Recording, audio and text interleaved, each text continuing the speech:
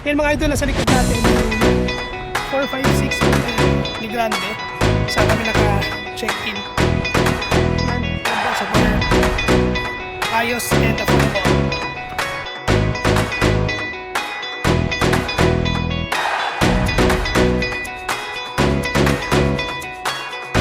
Kasama sa pati. Okay, masulit na.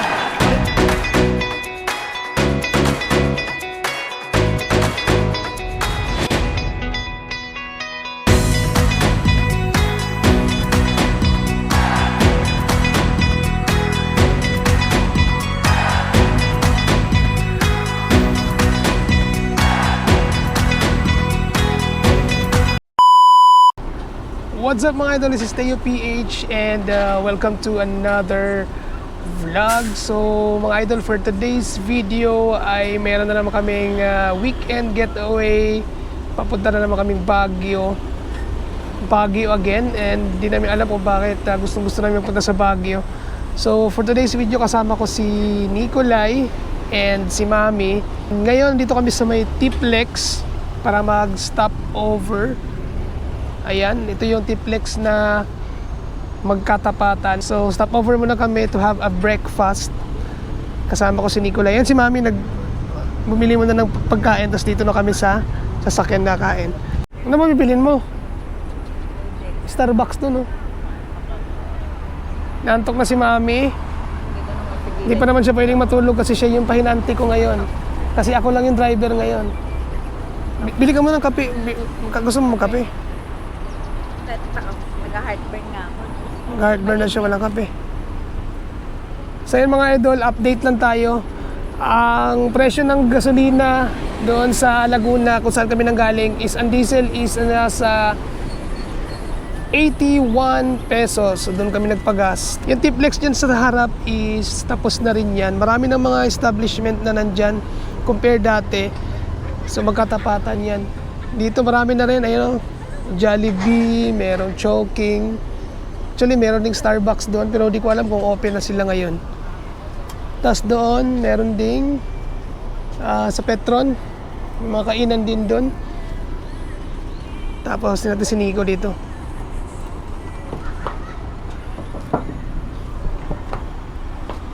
Yan!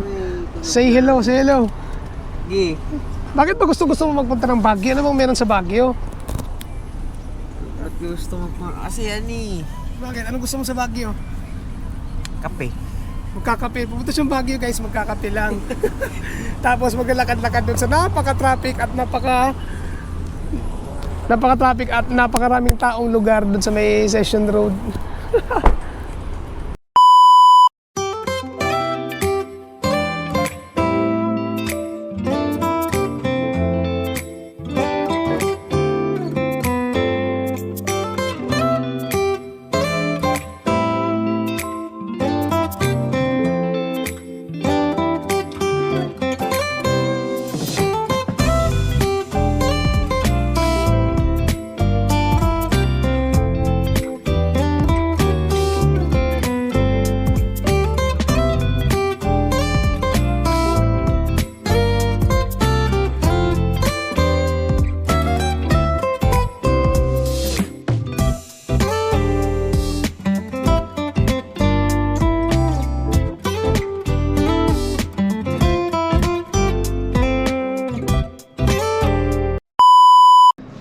So mga idol, time check natin, it's already 6:42 and nandito kami ngayon sa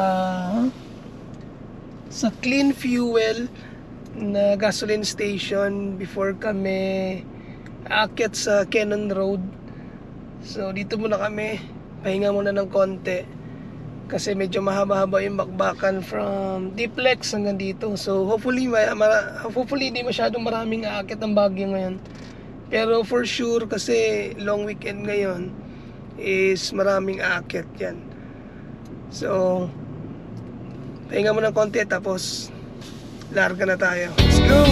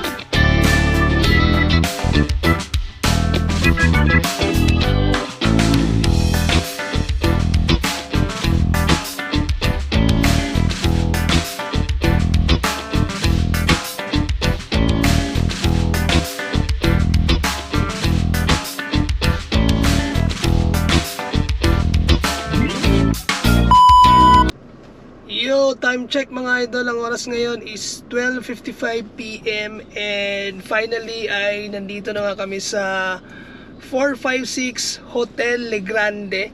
Dito kami sa harap na kanilang parking and nag-follow up na kami ng aming reservation for 2 nights dito. So ito ay napakalapit lang sa Burnham Park. 3 to 5 minutes lang sa Burnham Park. Tapos medyo overlooking siya sa city view. So ngayon, check natin mamaya. Papakita ko sa inyo yung kung ano yung accommodation na nakuha namin. So ngayon, hanap muna kami ng parking. Check natin yung parking nila. Let's go! Yan mga idol, nakaswerte kami ng parking dito. Dito is first come first serve. So since pagdating namin dito ng nakapark, dito na kami nag-park. Pero meron silang free parking doon sa likod. Doon yung parking din. Yan sa unahan, tapos right side may parking. Hagap ko na ng gamit si Nico. Ako, kasi sa akin. Ayun yata yung may rampa na yun. Yan nga. Yung ano. Ay, paiwan na to dito. Asan sa akin? Akin yung... Ito lang sa akin.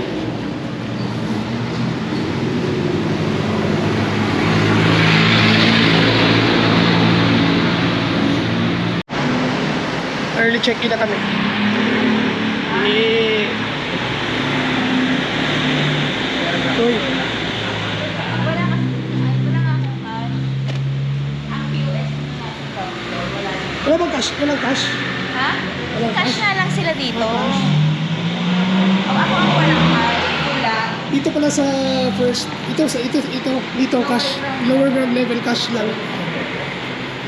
So magkakaalaman na lang mamaya dun sa accommodation na makuha natin, check natin kung okay.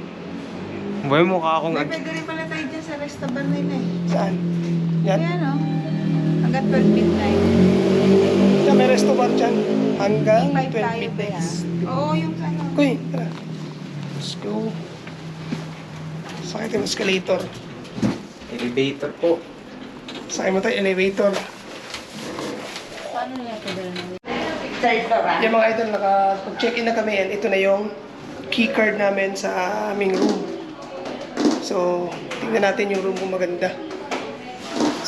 Sa labas, ito. Ganda ng labas. Nandun pala kanina yung SM. Ayun, Ano number? Diyan tayo. 8334. 8334. Tayo. Sabi ko na yan.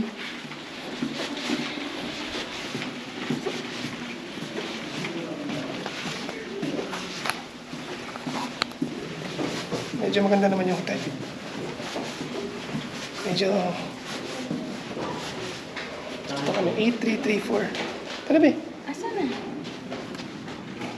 Sa class.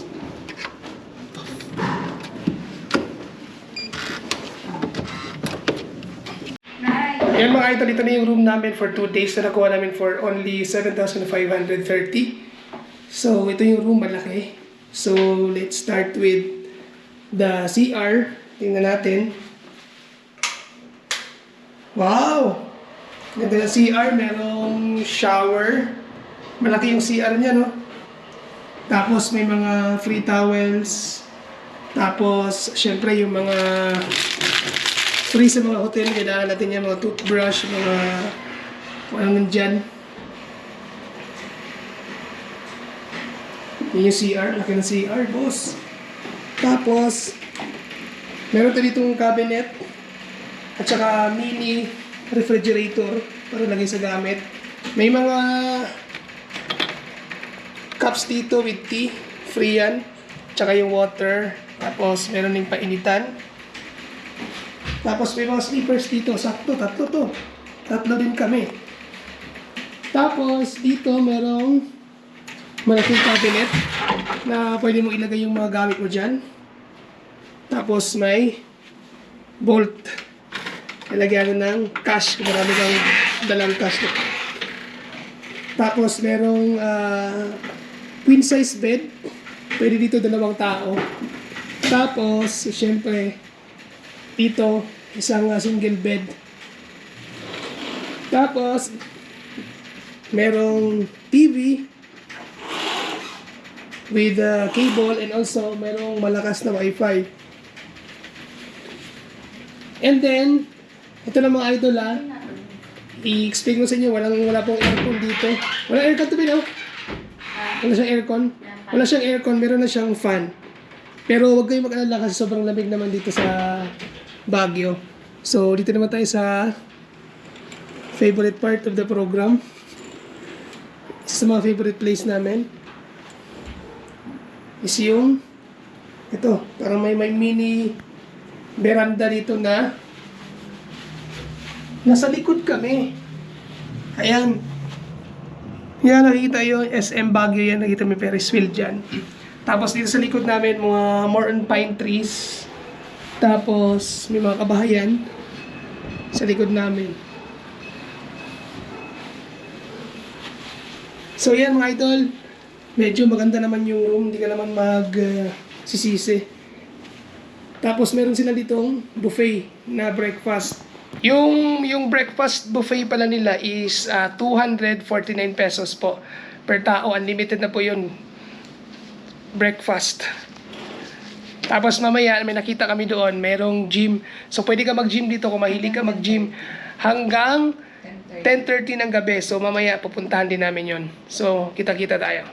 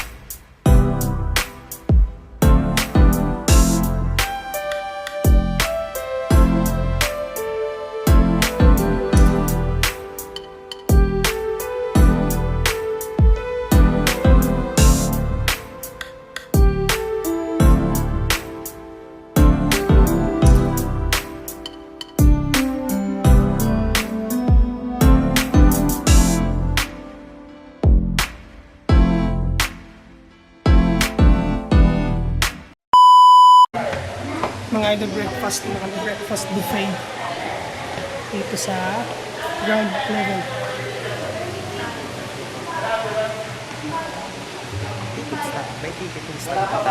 Dito yata ayun ang breakfast buffet. Ito yung breakfast buffet. Okay. Morning.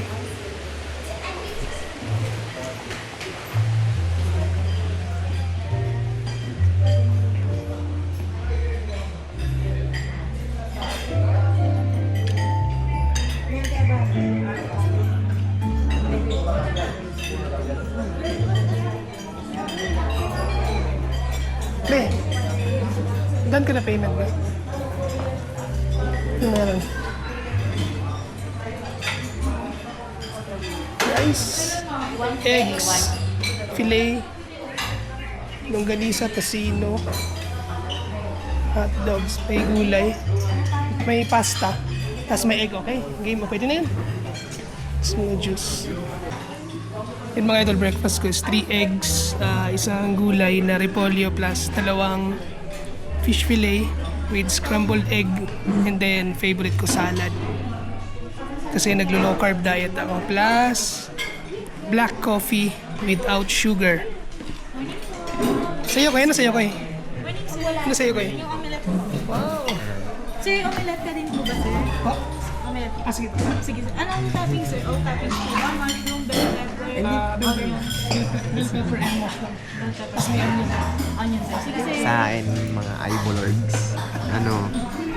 Refined carbs, protein, processed food, protein. And, okay. Yan yung breakfast ni Nico is egg omelette, tapos may mga hot dogs and eggs. Tapos may mag-rice siya. Si Mami din nag-rice. Walang rice. Let's go! Okay guys, let's eat. Let's eat.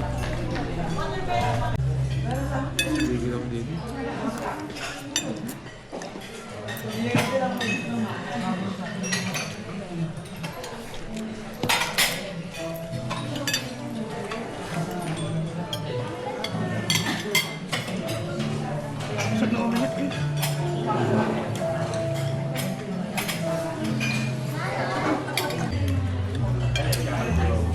May anong masabi mo sa food? Sarap, okay na, sulit, no? Although, usual siya, pero sulit para sa 240. Sulit na din siya sa price niya na $249. Breakfast. Not bad. Usual bread. Si Mami, kinain niya coffee. Kinain niya ako na. Meron siya coffee, tapos may soup. Tapos, syempre, hot dogs, longganisa, egg, May and fish fillet. kusino yan. May kusino pa yan. Tapos may tocino. Meron din ang dilis. Omelette to dalawa. Sulit yan. Ako puro itlog yung kinain ko. Tapos salad. Yan mga idol, finally ay tapos na kami kumain ng breakfast buffet din sa loob. And ang masasabi ko lang is, the best naman siya. Sobrang sulit sa price na 249 pesos. Marami namang pagpipilian. May mga salad, mga gulay, mga eggs.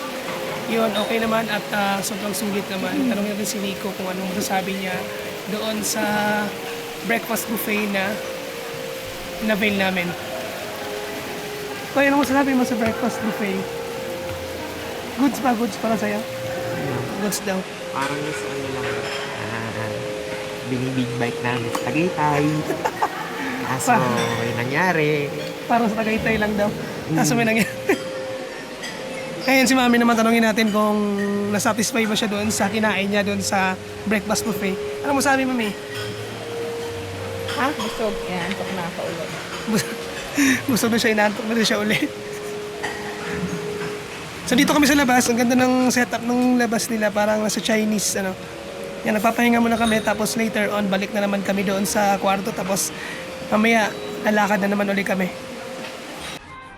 Yan mga idol, maraming salamat sa pagsama sa aming vlog for today here in Baguio, and I hope nabigyan ko po kayo ng idea for the affordable hotel here in Baguio City. If you like this video, please like, share, and subscribe sa aking YouTube channel, and magkita-kita po tayo sa ating next vlog. This is Teo PH once again. Live, love, and ride. Let's go!